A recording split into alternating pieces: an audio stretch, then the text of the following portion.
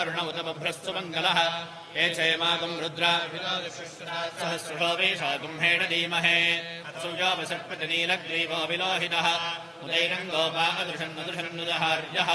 उदैनं विश्वाभूतानि सदृष्टा मृडयातिनः नमो अस्तु नीलग्रीवाय सहस्राक्षाय मीढुषे अथोरे अस्ति तत्त्वानो हन्तेभ्यो करन्नमः प्रमुञ्चधन्वनस्तमुभयोरार्तिरोर्ज्याम् याश्चदेहस्तगिषवः परादा भगवो मपा अपदद्गधनुस्तुकम् सहस्राक्षसुते शुभे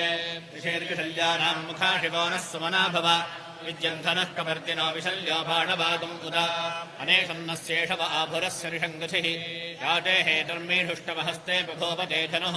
कदास्मान् विश्वदस्तमलक्ष्मया परिभुज नमस्ते अस्त्वानुधारानाददारधृष्टवे उभाभ्यामुदते नमो बाहुभ्याम् तव धन्वने परिते धन्वनो हेतदस्मान् वृणत्व विश्वदः अछोरषुभिस्तवारे अस्मन्निधेहिदम् नमस्ते अस्तु भगवन् विश्वेश्वराय महादेवाय त्र्यम्बकाय त्रिपुरान्तकाय त्रिकालाग्निकालाय कालाग्निरुद्राय नीलकण्ठाय मृत्युञ्जयाय सर्वेश्वराय सदाशिवाय श्रीमन्महादेवाय नमः नमो हिरण्यवाहवे सेनान्ये दिशान् सपतदे नमो नमो क्षेभ्यः पुषोणां पतदे नमो नमः सस्मिञ्जराय द्विषीमते पुषीणां पतये नमो नमो बुभ्रषाय विव्याधिनेन्नानां पतदे नमो नमो हरिकेशायोपवीतिने पुष्टानां पतये नमो नमो भवस्य हेत्रीनिगताम् पतले नमो नमो रुद्राजातिदाभिने क्षेत्राणाम् पतले नमो नमः सूतायाहन्त्याय वनानाम् नमो नमो रोहितारस्थपतले वृक्षाणाम् पतले नमो नमो मन्त्रिणे वाणिजाय कक्षाणाम् पतले नमो नमो भुवन्दले वारिवस्कृताय औषधीनाम् पतले नमो नमो उच्चैर्घोषाय कृन्दय देवक्तीनाम् पतले नमो नमः कृत्स्नवीताय धावते पतले नमः नमः सहमानादिनव्याधिनाम् व्याधिनीनाम् नमः कुकुभाय निषङ्गिणे स्तेनानाम् पतले नमो नमो निषङ्गिणयशुतिमते तस्कराणाम् पतले नमो नमो वञ्चते परिवञ्चते स्तायोनाम् पतले नमो नमो चेरवे परिचराजारण्यानाम् पतले नमो नमस्त्रगाविभ्यो निघागम् सद्भ्यो मुष्कृताम् पतले नमो नमो शिवद्भ्यो रक्तञ्जरद्भ्यः प्रकृन्तानाम् पतले नमो नमो विष्णीषणे गिरिचराजकुलञ्चानाम् पतले नमो नमो ऋषमद्भ्यो धम्बाविभ्यश्च वो नमो नम आगन्वानेभ्यः प्रजितधारेभ्यश्च वो नमो नम आदित्सद्भ्यो वो नमो नमोऽस्यभ्यो विद्धद्भ्यश्च वो नमो नम आसीनेभ्यश्च जानेभ्यश्च वो नमो जाग्रद्भ्यश्च वो नमो नमस्तिष्ठद्भ्यो धावद्भ्यश्च वो नमो नमः स्वभावदिभ्यश्च वो नमो नमो अश्वेभ्योऽश्वपदिभ्यश्च वो नमः व्याधिनेभ्यो विविध्यन्त्रेभ्यश्च वो नमो नमो गणाभ्यस्तगंहतेभ्यश्च वो नमो नमो गृच्छेभ्यो गृच्छपतिभ्यश्च वो नमो नमो व्रातेभ्यो व्रातपतिभ्यश्च वो नमो नमो गणेभ्यो गणपतिभ्यश्च वो नमो नमो विरूपेभ्यो विश्वरूपेभ्यश्च वो नमो नमो महद्यासुल्लकेभ्यश्च वो नमो नमो रथेभ्यो रथेभ्यश्च वो नमो नमो रथपतिभ्यश्च वो नमो नमः सेनाभ्यश्च वो नमो नमः सङ्ग्रहेतृभ्यश्च वो नमो नमस्तक्षभ्यो रथकारेभ्यश्च वो नमो नमः कुलाले कर्मारेभ्यश्च वो नमो नमः कुञ्जिष्ठेभ्यो निषादेभ्यश्च वो नमो नमः गिषकृद्भ्यो धन्वकृद्भ्यश्च वो नमो नमः मृगेभ्यश्वरिभ्यश्च वो नमो नमः स्वभ्यश्वपदिभ्यश्च वो नमः नमो भवाय सरुद्राय नमः शर्वाय नमः नमो नीलग्रीवाय च शतिकण्ठाय नमः कमर्दिने तद्युक्तकेशाय नमः सहस्राक्षाय च शतधन्वने नमो शिवविष्टाय नमो मीढष्टमाय जयसुमते नमो हस्वाय दवामनाय नमो वर्षीलसे नमो वृद्धाय संवृद्धने नमो अग्र्याय च प्रथमाय च नमः आशवे शिराय नमः शीघ्राय च शेभ्याय च नमः ऊर्म्याय च वस्वन्याय च नमः स्रोतस्याय च दीप्याय च नमो ज्येष्ठाय कनिष्ठाय नमः पूर्वजाय परजाय नमो मध्यमाय नमो निघन्याय बुद्धियाय नमः सौभ्याय प्रतिसर्याय नमो याम्याय क्षेम्याय नमः वर्वर्याय खल्याय नमः श्लोक्याय वसान्याय नमो वन्याय दक्ष्याय नमः श्रवाय प्रतिश्रवाय नमः आशुषेणाय चाशुरथाय नमः शूराय नमो वर्मिणे च वरोधिने नमो विल्मिने च कवचने नमः श्रुताय श्रुतसेनाय नमो दुन्दभ्याय दाहनन्याय नमो दुष्टवेद प्रमशाय नमो दोताय प्रहिताय नमो ऋषङ्गिणे चेषधिमते नमस्तीक्ष्णवेचारिधिने नमः स्वामिधाय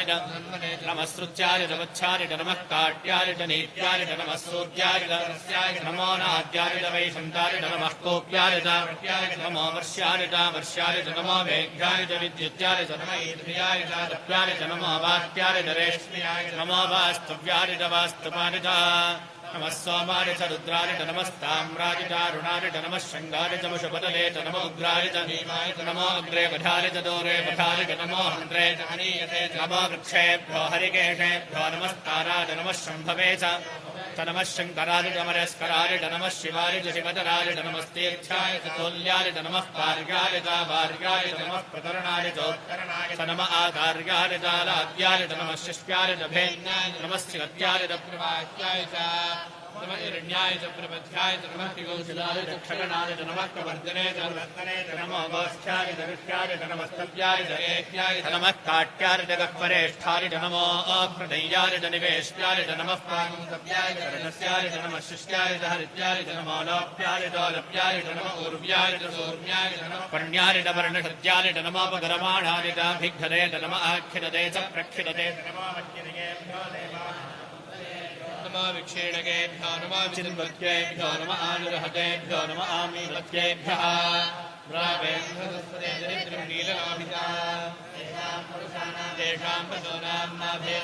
मो एषां किञ्चनाममत् या ते रुद्रशिवातनो शिवा विश्वाः भेषदी शिवा रुद्रस्य भेषदी निदानो मृडजीवसे इमागं रुद्राय तपसे कवर्दिने क्षयद्वीराय प्रभरामहे मदिम् यथा नश्यपसन्त्युपदे चतुष्पदे रामे अस्मिन्ननापुरम् मृडानो रुद्रोतनामयस्कृधिक्षयद्वीराय नमसा विधेमते यच्छञ्जयोश्च मनुराजते विजातदश्यामतवरुद्रप्रणीतो मानो महान्तमतमानोर्भगम् मानोक्षन्तमतमानोक्षितम् मानोवधेः पितरम् मोदमातरम् प्रियामानस्तनवो रुद्ररीरुषः मानस्तोकेतनदे मान आनुषमानो गोषमानो अश्वेषुरीरुषः वीरान्मानो रुद्रभावितोपधेरः विष्मन्तो नमसा विधेमते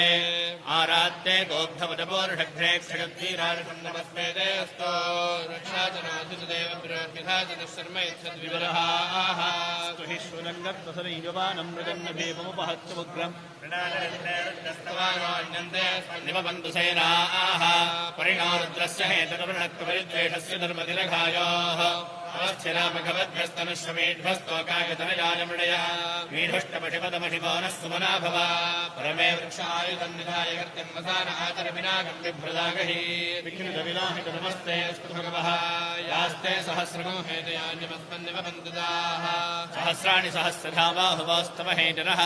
कासामीशानो भगवः पराचीनामुखाकृति सहस्राणि सहस्रशोदे रुद्राधिभूम्या एषाकम् सहस्रयोजने धर्माणि जन्मसि अस्मिन् महत्यर्णवेऽन्तरिक्षे भवाधि नीलग्रीवाश्रदिगण्ठाः नीलग्रीवाश्रदिगण्ठादिवगो रुद्रापश्रिताः ये लक्षेषु सस्पिञ्जरा नीलग्रीवा विलोहिताः ये भूतानामधिपतिरोधिकालकवर्तिनः ये अन्येषु विविध्यन्ति पात्रेषु विपदोदनान् ये पथाम्बचरक्षर ऐलवृदारिव्युधः ये तीर्थानि प्रचरन्ति सुकावन्तो निषङ्गिणः ये एतावन्दष्टभोजागुंसष्टदिशो रुद्राविदस्थिरे येषागुं सहस्रयोजने वधन्वारि जन्मसि नमो रुद्रेभ्यो ये पृथिव्याय ये एन्तरिक्षे ये दिविजेषामन्नं वातो वर्षभिषवस्तेभ्यो प्राचीर्दुषु दक्षिणादिशोदीचेर्दुषोर्ध्वास्तेभ्यो नमस्ते नो मृडयन्तु तेजम् यश्चनोद्वेष्टितम् वोजम्भे दिधामि त्र्यम्बकैलजामहे सुगन्धिम् पुष्टिवर्धनम् मृत्योर्मुक्षैरमामृतात् यो रुद्रो अग्नो यो अप्सिज औषधेषुजो रुद्रो विश्वाभुवनामवेषदस्मै रुद्राय नमो अस्तु तमुष्टहिरस्विषुस्सुधन्वायो विश्वस्य क्षगितभेषदस्य यक्ष्वा महेशो मनसाय रुद्रन्नमो अभ्यर्देववसरन्दवस्य अयम् मे हस्तो भगवायम् मे भगवत्तरः अयम् मे विश्वहेशोऽयम् शिवाभिवर्षणः एते सहस्रमहितम् पाशामृत्यामृत्याय हन्त मे तान् यज्ञस्य मालिदा सर्वा स्वाहा ॐ नमो भगवते रुद्राय विष्णवे मृत्युर्मे पाहि सदाशिवो अग्गा विष्णो सजोषसेमावर्धन्दवाङ्गिरः जृम्नैर्वादेभिरागतम् वाजश्च मे प्रसवश्च मे प्रगतिश्च मे प्रतिष्ठ मे धीतिश्च मे कृतिश्च मे स्वरश्च मे श्लोकश्च मे श्रावश्च मे श्रुतिश्च मे ज्योतिश्च मे सुभश्च मे प्राणश्च मे पानश्च मे व्यानश्च मे दुश्च मे निन्दञ्च मे आधीनञ्च मे वाक्च मे मनश्च मे दक्षश्च मे श्रोत्रञ्च मे दक्षश्च मे बलञ्च म ओजश्च मे सहश्च म आदिश्च मे जराच म आत्मा च मे तनोश्च मे धर्म च मे वर्म च मेऽङ्गानि च मे स्थानि च मे शरीराणि च मे ज्येष्ठं सम आधिपत्यं च मे मन्युश्च मे भामश्च मे मश्च मे म्भश्च मे देवा च मे महिमा च मे पृथिवा च मे वष्मा च मे द्राघरा च मे वृद्धं च मे वृद्धिश्च मे श्रद्धा च मे जगच्च मे धनं च मे वशश्च मे द्विषिश्च मे क्रीडा च मे मोदश्च मे दानं च मे दनिष्यमानं च मे सोक्तं च मे सुकृतं च मे वित्तं च मे वेद्यं च मे भूतं च मे भविष्यच्च मे सुतं च मे सुपथं च मर्धं च मर्धिश्च मे क्लुप्तं च मे क्लुप्तिश्च मे मदिश्च मे सुपदिश्च मे शं च मे मयश्च मे प्रियं च मे कामश्च मे कामश्च मे सोमनसश्च मे भक्तं च मे वस्यश्च मे गषश्च मे भगश्च मे द्रविणं च मे गन्धा च मे धर्ता च मे धृतिश्च मे विश्वं च मे महश्च मे संविच्च मे ज्ञात्रं च मे सूश्च मे क्षीरं च मे ललश्च मरुदं च मे मृतं च मे लक्ष्मं च मे नामलिच्च मे दीवादिश्च मे दीर्घावित्वं च मे नमित्रं मे भयं च मे सुगं च मे षजनं च मे सूषा च मे सुदिनं च मे ऊर्च मे सौनृता च मे वजश्च मे रसश्च मे घृतं च मे मधु च मे सपेदिश्च मे कृषिश्च मे वृष्टिश्च मे दैत्रं च मे औद्भिद्यं च मे हृदिश्च मे राजश्च मे पुष्टिश्च मे प्रभुत मे बहुत मे क्षदिश्च मे पूजवाश्च मे क्षुच्च मे बृहदश्च मे रवाश्च मे माषाश्च मे असुराश्च मे प्रियङ्गवश्च मे णवश्च मे श्यामागाश्च मे नीवाराश्च मे अस्मादमे मृत्तिका च मे गिरयश्च मे पर्वताश्च मे सिगताश्च मे वनस्पतेश्च मे हिरण्यञ्च मेश्च मे शीशञ्च मे प्रभुश्च मे श्यामञ्च मे लोहञ्च मे अग्निश्च महापश्च मे वेदधश्च मे ओषधयश्च मे कृष्णवत्स्यञ्च मे कृष्णवत्स्यञ्च मे ग्राम्याश्च मे वशव आरण्याश्च यज्ञेन कल्पन्ताम् विट्टिश्च मे भोजञ्च मे भोदिश्च मे वसुत मे कर्म च मे शक्तिश्च मे अर्थश्च मे रेमश्च मे गिरिश्च मे गतिश्च मे अग्निश्च वरिन्द्रश्च मे सोमश्च वरिन्द्रश्च मे इन्द्रश्च मे सरस्वती च मे इन्द्रश्च मे पूषा च वरिन्द्रश्च मे बृहस्पतिश्च वरिन्द्रश्च मे मित्रश्च वरिन्द्रश्च मे वरुणश्च वरिन्द्रश्च मे इन्द्रश्च मे इन्द्रश्च मे विष्णुश्च वरिन्द्रश्च मे अश्विनौ च वरिन्द्रश्च मे मरुदश्च वरिन्द्रश्च मे विश्वे च मे देवा इन्द्रश्च मे पृथिवी च इन्द्रश्च मे अन्तरिक्षं च वरिन्द्रश्च मे द्यौश्च वरिन्द्रश्च मे इन्द्रश्च मे मूर्धा च वरिन्द्रश्च मे इन्द्रश्च मे अगंसुश्च मे रश्मिश्च मे दाभ्यश्च मेऽधिपतिश्च व उपागंसुश्च मे इन्द्रयामश्च मे इन्द्रवाजवश्च मे मैत्रावरुणश्च व आश्विनश्च मे प्रतिप्रस्थानश्च मे शुक्रश्च मे मंसेन व आग्रगणश्च मे वैश्वदेवश्च मे ध्रुवश्च मे वैश्वानरश्च व रुद्राश्च मे दिग्राह्याश्च मे इन्द्राग्नश्च मे महेन्द्रश्च मे आदित्यश्च मे सावित्रश्च मे सारस्वतश्च मे भौष्टश्च मे पाद्रीवलश्च मे हार्योधनश्च मे बिम्भश्च मे बर्हिश्च मे वेदिश्च मे धिष्णयाश्च मे स्तुतिश्च मे तमसाश्च मे ग्रावाणश्च मे स्वरवश्च मे उपरवाश्च मे धिषवणे च मे कलशश्च मे वारव्यानि च मे बोधभृत्स मे आधवनीरश्च मे आग्नेयध्वं च मे ग्रहाश्च मे सुदश्च मे पुरोडाशाश्च मे वज्राश्च मे बभुषश्च मे स्वगाकारश्च मे अग्निश्च मे घर्मश्च मे अर्कश्च मे सूर्यश्च मे प्राणश्च मे स्वमेधश्च मे पृथिवी च मे दिदिश्च मे दिदिश्च मे द्यौश्च मे शक्वरीरङ्गलयोदिश्च मे कल्पन्तामृश्च मे साम च मे सोमश्च मे ऋतुश्च मे दीक्षा च मे तपश्च मरुदश्च मे मृदञ्च मे होरात्रिरोर्वृष्ट्या बृहद्रछन्दरे च मे यज्ञेन कल्पेताम् गर्भाश्च मे वत्साश्च मे त्रियश्च मे त्रिवीत मे नित्यवाच्च मे नित्योहीत मे पञ्चाविश्च मे पञ्चावी च मे त्रिवत्सश्च मे त्रिवत्सा च मे दुर्यवाच्च मे दुर्योहीत मे वष्ठवाच्च मे वष्ठोहीत उक्षा च मे वषाच वर्षभश्च मे वेहच्च मे रड्वाच्च मे धेनुश्च महादर्यज्ञेन कल्पताम्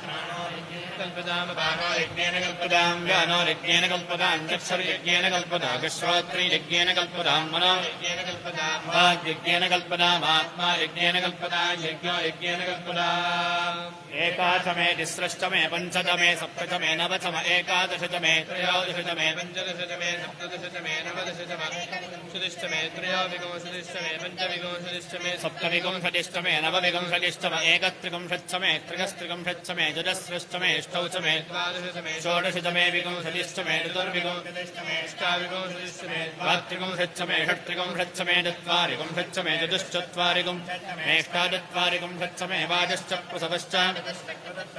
ऊर्ध्वाच व्यष्टिरश्चान्त्यादिनश्चान्त्यश्च भुवनश्च भुवनश्चाधिपतिश्च विडादेवहोर्मनुर्यज्ञनेर्बृहस्पतिरुक्षामदानि विश्वे देवाः सोऽर्कवाजः पृथिवीमातर्मामाहिमोऽसेर्मधमनिष्ये मधुजरिष्ये मधवक्ष्यामि मधवदिष्यामि मधुमनीन्द्रैवेभ्यो वाचमद्याजगो शुश्रूषेण्यान् मनुष्येभ्यस्तम् मा देवा अवन्तु शोभानि पितरो न वदन्तु ॐ शान्तिः शान्तिः शान्तिः सहस्रशीर्षः पुरुषः सहस्राक्षः सहस्रपाद शुभोऽपिं विश्वतो वृत्वा अत्यतिष्ठद्दुषाङ्गुलम् पुरुषदेवेदगुं सर्वम् यद्भूतैरत्सभव्यम्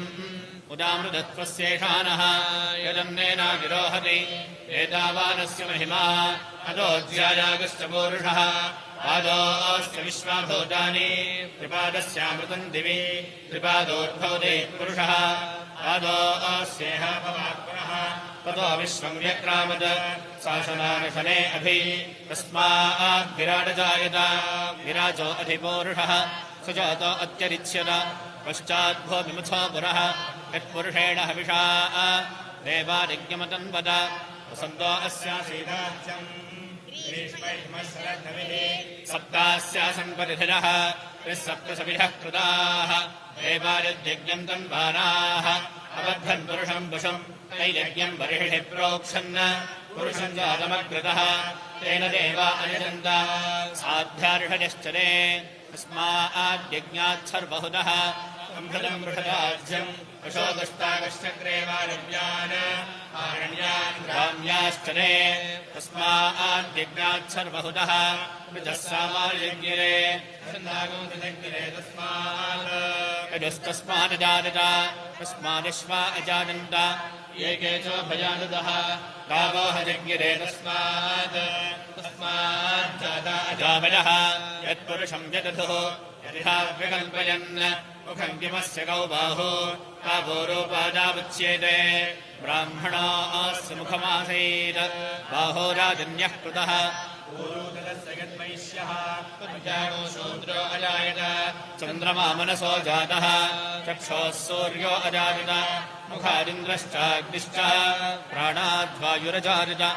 नाभ्या आसीदन्तरिक्षम् शीर्ष्णोद्यौ समवर्तत पद्भ्याम्भो मृत्युशुश्रोत्रात् तथा लोकानो अकल्पयन् वेदाहमेदम् पुरुषम् महान्तम् आदित्यवर्णम् तमसस्तु पारे सर्वाणि रूपाणि विचित्य धीरः नामानि कृत्वाभिवद निरदास्ते धाता पुरस्ताद्यमुदा जहार शक्रः विद्वान् प्रतिशश्चदस्रः तमेवम् विद्वानमृतरिह भवति नान्यः पन्था अजनाद विद्यते यज्ञेन यज्ञमयदन्तदेवाः तानि धर्माणि प्रथमान्यासन् ते हनाकम् महिमानस्मरन्ते यत्रपूर्वेदाध्याः सन्ति देवाः अभ्यः सम्भोजः पृथिवीरसाच्च विश्वकर्मणः समवर्तताधि तद्रूपमेति तत्पुरुषस्य विश्वमाचानमग्रे वेदाहमेदम् पुरुषम् महान्तम् आदित्यवर्णम् तमसः पुरस्तात् तमेवम् विद्वानमृतरिह भवति नान्यः पन्था विद्यते जनाय प्रजापतिश्चरतिगर्भे अजायमानो बहुधा विचारते तस्य धीराः परिजानन्ति योनिम् मरीचीनाम् पदमिच्छन्ति मेधसः यो देवेभ्यः आदपते यो देवानाम् पुरोहितः पूर्वो यो देवेभ्यो जातः नमोर्चार ब्रह्मणे वृषम् ब्राह्मम् जनजन्तः देवा अग्रे ब्रुवन् यस्मैवम् ब्राह्मणो विद्यात् तस्य देवा सर्वशे वैश्चते लक्ष्मीश्च पत्न्यो अहोरात्रे पार्श्वे अश्विनौ व्यात्तम् इष्टम् मनिषाण अमुम् मनिषाण सर्वम् मनिषाण तच्छय्यो रावृणीमहे घातुयज्ञाय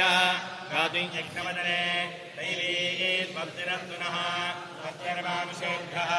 ऊर्ध्वन्दिगादुभेषम् छन्नास्तु द्विपदे सञ्चतुष्पदे ॐ शान्तिः शान्तिः शान्तिः सहना भवतु सहनौ भुनक्तु सह वीर्यम् करवावहै तेजस्विनावधीतमस्तु मा विद्विषावहै ॐ शान्तिः शान्तिः शान्तिः अणोरणीयान् महतो महीयानात्मा गुहायान् निहितोऽस्य जन्तोः कमत्कृतम् पश्यति वीतशोको धातुः प्रसादान् महिमानमीशम् सप्त प्राणाः प्रभवन्ति तस्मात् सप्तार्चिसमिधः सप्त जिह्वाः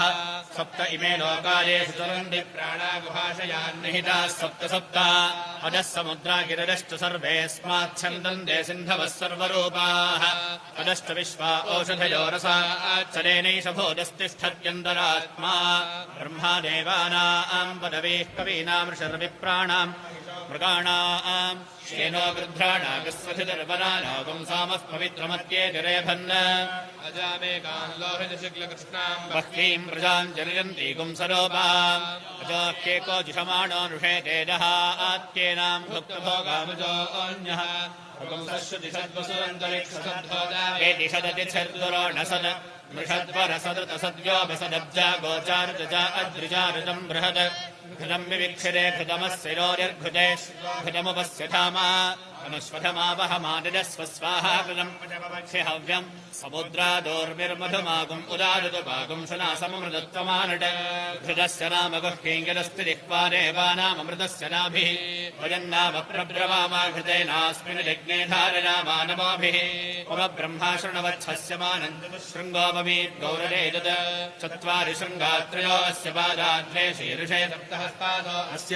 त्रिधा बद्धो वृषभोरोरवीति महोदेवो मर्त्यागम् आविवेश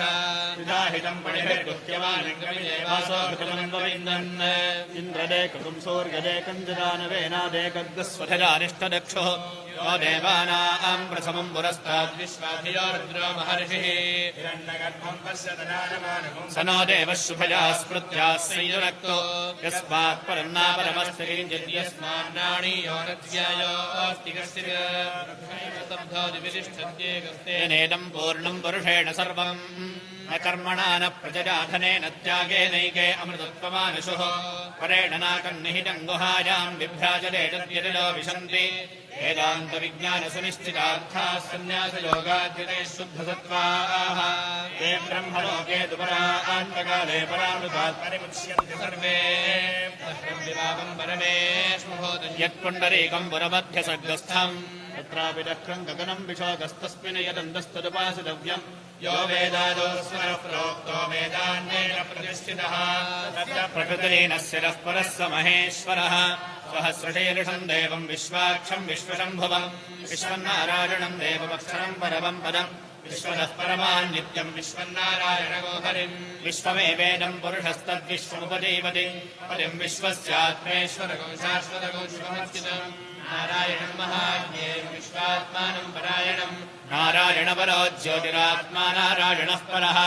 नारायणपरम् ब्रह्मतत्त्वन्नारायणः परः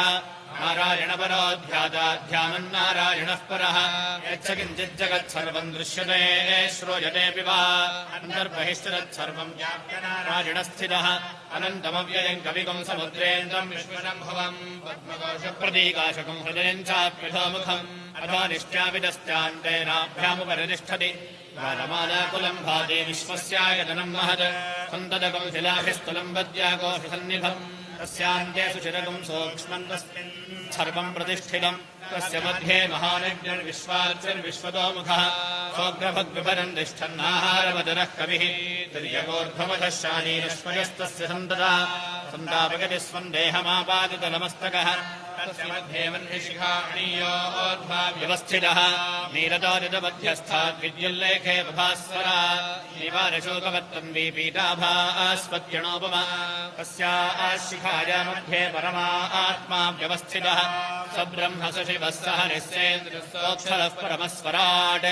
आदित्यो वा एष एतन्मण्डलम् तपति तत्रतारुचस्तुचा मण्डलकम् सरुचा लोकोच्छजदेशदेकस्मिन्मण्डलेऽर्चिर्दीप्यते तानि सामानि लोकोच्छजदेशदेकस्मिन् मण्डलेऽर्चिषि पुरुषस्तानि गजोगुं सगजुषा मण्डलकम् सगजुषान् लोकस्यैषात्रय्येव विद्यातपतिय एषोऽन्तरादित्ये हिरण्मयः पुरुषः आदित्यो वैते च अजोपनैजश्चक्षुश्रोत्रमात्मा मनो मन्युर्मनुर्मृत्युः सत्यो मित्रो वायुराकाशः प्राणो लोकपालः कः किङ्गण्ड सत्यमन्नममृतो जीवो विश्वः कदमस्वयम्भुब्रह्मैतदमृतदेशपुरुषदेशभूतानाम् ब्रह्मणः सायुज्यगुम् स लोकतामाप्नोत् एतासामेव देवतानागुम् सायुज्यगुम् साष्टिरागुम् समानलोकतामाप्नोति य एवम् वेदेत्युपनिषत् निधनपतये नमः निधनपदान्तिकाय नमः ऊर्ध्वाय नमः ऊर्ध्वलिङ्गाय नमः हिरण्याय नमः हिरण्यलिङ्गाय नमः सुवर्णाय नमः सुवर्णलिङ्गाय नमः दिव्याय नमः दिव्यलिङ्गाय नमः भवाय नमः भवलिङ्गाय नमः शर्वाय नमः शर्वलिङ्गाय नमः शिवाय नमः शिवलिङ्गाय नमः ज्वलाय नमः ज्वललिङ्गाय नमः आत्माय नमः आत्मलिङ्गाय नमः परमाय नमः परमलिङ्गाय नमः एतत्सोमस्य सौर्यस्य सर्वलिङ्गस्थापयति पाणिमन्त्रम् पवित्रम् सद्यो जातम् प्रपद्यापि सद्यो जाताय वै नमो नमः भवे भवेनादिभवे भवस्वमा भवोद्भवाय नमः वामदेवाय नमो ज्येष्ठाय नमः श्रेष्ठाय नमो रुद्राय नमः कालाय नमः कलविकरणाय नमो बलविकरणाय नमो बलाय नमो बलप्रवचनाय नमः सर्वभूतदमनाय नमो मनोन्मनाय नमः घोरेभ्यो घोरेभ्यो घोरघोरधरेभ्यः सर्वेभ्यः सर्वशर्वेभ्यो नमस्ते अस्तु रुद्ररूपेभ्यः तत्पुरुषाय विद्महे महादेवाय धीमहि तन्नो रुद्रः प्रचोदयात् ईशानः सर्वविद्यानाम् ईश्वरः सर्वभूतानां ब्रह्माधिपतिर्ब्रह्मणोऽधिपतिर्ब्रह्मा शिवो मे अस्तु सदा शिवो नमो हिरण्यवाहवे हिरण्यवर्णाय हिरण्यरूपाय हिरण्यपतयेऽम्बिकापतये उमापतये पशुपतये नमो नमः ऋतकम् सत्यम् परम् ब्रह्म पुरुषम् कृष्णपिङ्गलम् ऊर्ध्वरेणम् विरूपाक्षम् विश्वरूपाय वै नमो नमः सर्वो वै रुद्रस्तस्मै रुद्राय नमो अस्तु पुरुषो वै रुद्रः सन्महो नमो नमः विश्वम् भूतम् भुवनम् चित्रम् बहुधा जातम् जायमानम् च यत् सर्वोऽह्येष रुद्रस्तस्मै नमोऽस्तु तद्रुद्राय प्रचेदसे मेधुष्ट्रमाय नव्यसे वोचे वसन्तमगुम् हृदे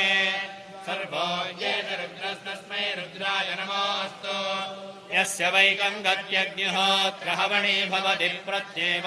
राहुदयस्तिष्ठन्त्यथो प्रतिष्ठित्यै सह नाभवतु सह वीर्यम् करवावहै तेजस्विनावधीतमस्तु मा विद्विषावहै ॐ शान्तिः शान्तिः शान्तिः आभिर्दीर्घर्यदतो न ऊनमाप्यायय हरिवो वर्धमानः यदा स्तोत्रभ्यो महिगोत्रार्जासि इष्ठभाजो अधते स्याम ब्रह्म प्रावादिष्मदन्नो माहासीत् ॐ शान्तिः शान्तिः शान्तिः हरिः ॐ ब्रह्मणावः पितॄणाम् अक्षमव्ययन्न किलारिषाथा यच्छक्वरेषु बृहदारवेण इन्द्रेषु श्ममदधाथा वसिष्ठाः पावकानः सरस्वती वाचेभिर्वाचिनीवती यज्ञम् वष्टुधिया वसुः सरस्वत्यभिनो ने शिवस्यः वापस्फरीः पयसा मान आधक युषस्वनः सख्या वेश्या च मात्वत्क्षेत्राण्यरणानि कर्म वृन्दे हविर्नमसा बलिहिरग्नौ अया विसृग्भृतवती सुवृत्तिः अम्यक्षि सद्मसदने पृथिव्याः अश्रादियज्ञः सौर्येण चक्षुः इहार्वाञ्चमदिह्वजे इन्द्रम् जैत्राय चेतवे अस्माकमस्तु केवलः अर्वाञ्चमिन्द्रममुतो हवामहे योगोचिद्धरजिदश्वजिद्यः इमन्नो यज्ञम् विहवे जुषस्व अस्य कुर्मो हरिवो मेदिनम् त्वा असंमृष्टो जायसे मातृवो शुचिः मन्द्रः कविरुददिष्टो विवस्वतः घृतेन त्वा वर्धयन्नग्न आहुत धूमस्ते केतुरभवद्विमिश्रितः अग्निरग्रे प्रथमो देवतानाम् संयातानामुत्तमो विष्णुरासीत् परिगृह्य देवान् दीक्षयेतकम् हविरागच्छदन्नः अग्निष्ट विष्णो तममुत्तमम् महः दीक्षापालेभ्यो वनतकम् हि शक्रा विश्वैर्देवैर्यज्ञैः संविधानो दीक्षामस्मै यजमानाय धत्तम् प्रवदे वीर्याय मृगो न भीमः कुचरो गिरिष्ठाः यस्योरुषु त्रिषु विक्रमणेषु अधिक्षयन्ति भुवनानि विश्वा नूमर्तो दजते स निश्यनुजः विष्णव उर्गायाय दासत प्रजः सत्रा सा मनसा यजाते एतावन्तन्नर्यमा विवासात् विचक्रमे पृथिवीमेषजेताम् क्षेत्राय विष्णुर्मनुषे यशस्यन् ध्रुवासो अस्य कीरयोजनासः पुरुक्षितिगुम् सुजनिमाचकार त्रिर्देवः पृथिवीमेषजेताम् विचक्रमेषदर्च सम्महित्वा प्रविष्टुरस्तु तमसस्तवीयान् त्वेषगृह्यस्य स्थविरस्य नाम होतारम् चित्ररथमध्वरस्य यज्ञस्य ऋषन्दम् प्रत्यर्थिन्देवस्य देवस्य मह्ना श्रियात्मग्निपतिथिञ्जनानाम् आनो विश्वाभिरोतिभिः सजोषाः ब्रह्मजुषाणो हर्यश्वयाहि वरीवृजत्स्थविरेभिः सुषिप्र अस्मे दधद्वृषणकुम् शुष्ममिन्द्र इन्द्रः सुवर्षा जनयन्नहानि दिगाजोषिद्भिः प्रदना अभिश्रीः प्रारोचयन्मनवे केतुमह्नाम् अविन्दज्योतिर्बृहतेर्णाय अश्विनाववसे जिह्वदेवाम् आनो नैजातकृताय विप्रा प्रातर्युक्तेन सुकृतार्थेन उपागच्छमवसागतन्नः अभिष्टन्धीष्वश्विनान आसो प्रजाभद्रेतो अह्रेनो अस्तु आवान्तो केतनजेतु तुजानाः देववीतिङ्गमेम त्वगुंसमक्रतुभिः सुक्रतुर्भोः त्वम् दक्षैः सुदक्षो विश्ववेदाः त्वम् वृषा वृषत्वेभिर्महित्वा द्युम्नेभिर्द्युम्यभवो नृदक्षाः अषाढैरुच्छवृतना सुपप्रिम् सुवर्षामप्स्वाम् वृतनस्य गोपाम् भरेषु जागुम् सुक्षितिगुम् सुश्रवसम् जयन्तम् त्वामनुमदेव सोमा भवामित्रो न शेव्यो भृता सुतिः विभूतद्युम्न देवया उसप्रथाः अधाते विष्णो विदुषा चतुर्भ्यः स्तोमो यज्ञस्य राज्यो हविष्मदः यः पूर्व्याय वेधसेन पीडसे स्वमज्जानये विष्णवे ददाशति यो जातमस्य महतो महिब्रवात् से दुश्रवोभिर्युज्यञ्चिदभ्यसद तमस्तोदारः पूर्वी यदा विदर्तस्य गर्भगुम् हविषा विवर्तन आस्ते जानन्तो नाम जिद्विमक्तन बृहत्ते विष्णो समतिम् भजामहे इमाधानाघृतस्तवः हरि इहोपवक्षजः इन्द्रगुम् सुखदमे रथे एष ब्रह्मा प्रदेमहे विदथेषगुम् सिषगुम् हरि यरत्विदः प्रदेमन्वे वनुषो हर्यदम् मदम् इन्द्रो नाम घृतान्नयः हरिभिश्चारुसेजते श्रुतो गण आत्वा विशन्तो हरिवर्पसङ्गिरः आचर्षणि प्राविभोजनानाम् राजा कृष्णीनाम् पुरुहोतरिन्द्रः स्तुतस्रवस्यन्नवसोपमद्रिक वृक्षा हरिवृषणाया आह्यर्वाङ् प्रयत्सिन्धवः प्रसवैयदायन् आपः समुद्रगुम् रच्छेव जग्मुः आताश्चिदिन्द्रः सदसो वरीयान् यदेगुम् सोमः प्रणति दुग्धो अगुंशुः ह्यर्वाङ् अरन्ते सोमस्तनुपे भवादि प्रजक्रतो मानयस्वा सुतेषु प्रास्मागुम् अववृतना सुप्रयुत्सो इन्द्राय सोमाः प्रदिवो विदानाः ऋभुर्येभिर्वृषपर्वा वृषायाः प्रयम्यमाणान् प्रतिशो गृभाय इन्द्रपिबवृषधोजस्य वृष्णः अहेणमान उपयाहि यज्ञम् तुभ्यम् भवन्तनिन्दवः सुदासः गावो न वज्रेन् स्वमोको अच्छा इन्द्रागहि प्रथमो यज्ञिजानाम् याते काकोच्छकृताया वरिष्ठा यया शश्वत्पिबधि मध्व ऊर्मिम् या बाहि प्रदे अध्वर्युरस्थात् सन्ते वज्रो वर्ततामिन्द्रगव्युः प्रातर्युजा विबोधया अश्विनावेह गच्छदम् अस्य सोमस्य पीतले प्रातर्यावाणा प्रथमायुधध्वम् पुरा गृध्रादरऋषः पिबाथः प्रातर्हि यज्ञमश्विना दधासे वृषगुम् सन्ति कवयः पूर्वभाजः प्रातर्यश्विना हि नोद न साजमस्ति देवया अजुष्टम् उदान्यो अस्मद्यजते विचारः पूर्वः पूर्वो यजमानो वनीयान् हरिः ॐ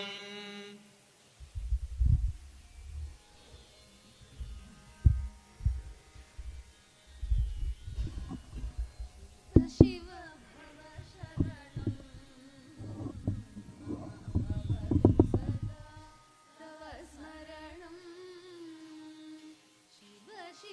भव शरणं तव स्मरणं शिव शिव भव शरणं मम भवतु सदा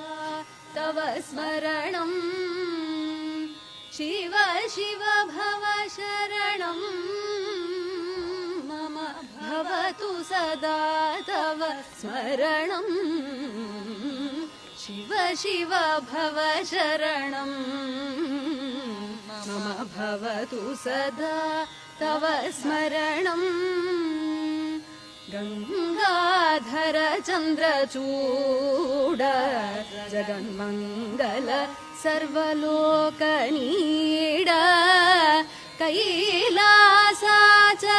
कैलासाचलवास शिवकर पुरहरधर हास शिव शिव भव शरणं मम भवतु सदा तव स्मरणं भस्मोद्धूलितदेह शम्भो परमपुरुष वृषवाः पञ्चानन फणिभूष शिव परमपुरुष मुनि वेश शिव शिव भव शरणं मम भवतु सदा तव स्मरणं आनन्द नटन विनोद सच्चिदानन्द विगलित खेद नव व्याकरण स्वभाव शिव नारायण तीर्थ देव शिव शिव भव शरणं